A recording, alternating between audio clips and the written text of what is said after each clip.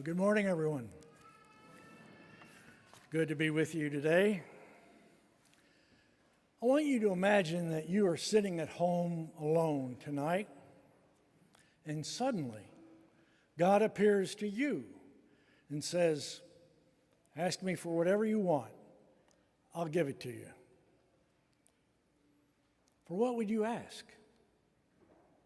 Honestly, truly. Have an answer, because I'm going to ask every one of you when you leave Mass tonight. But really, take a moment and think about that question and imagine yourself writing it down on a piece of paper or putting it in the Notes app on your phone. What does it say? Most of us probably have a good idea of what the answer might be. We might ask for the gift of good health or for healing for someone we know. We might pray for our children. Some of us might ask for the gift of financial security, peace in our family, or just relief from some burden we've been carrying a long time. And there's nothing wrong with any of those requests. In fact, the Lord asks us to bring all our cares and concerns to Him.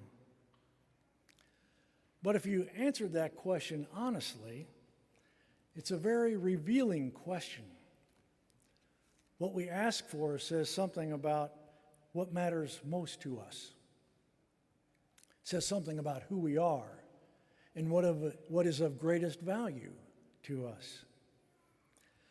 And in today's first reading, Solomon asked the Lord for an understanding heart. Now, Solomon wasn't a saint floating above the ordinary cares and concerns of daily life. As we heard, he was a young king over a vast empire, so you can imagine the enormous responsibilities and pressures that he faced. And he could have asked for anything: wealth, power, victory over his enemies, or even a long life. But instead, he responds, "Lord, give your servant an understanding heart." Now, why would he ask for that? Well, I think Solomon discovered that many of us spend a lifetime discovering, if we ever discover it at all. I think he understood that if he had wisdom, he could face anything: success or failure, prosperity or hardship, joy or sorrow. Wisdom wouldn't change any of those things, but it would teach him how to live through them in the best way possible. One biblical scholar put it this way: Solomon didn't ask for God to change his circumstances. He asked God to change him. That's a different kind of prayer. And if I'm honest, and maybe you too, much of my own prayer is asking God to change my circumstances. Cure this, fix that, open this door, close that one.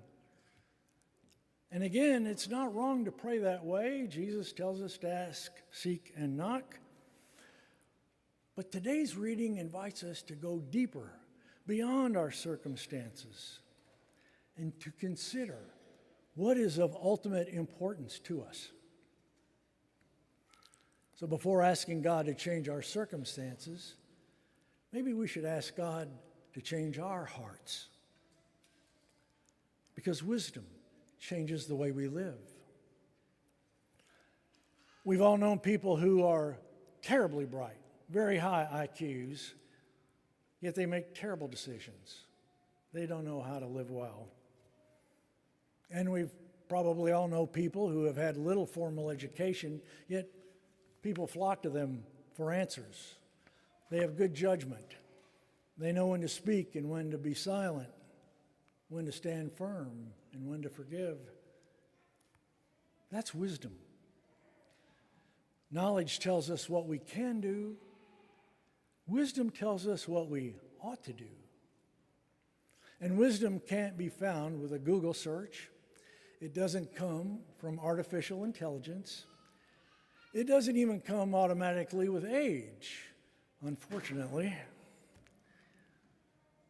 It comes about by staying close to God.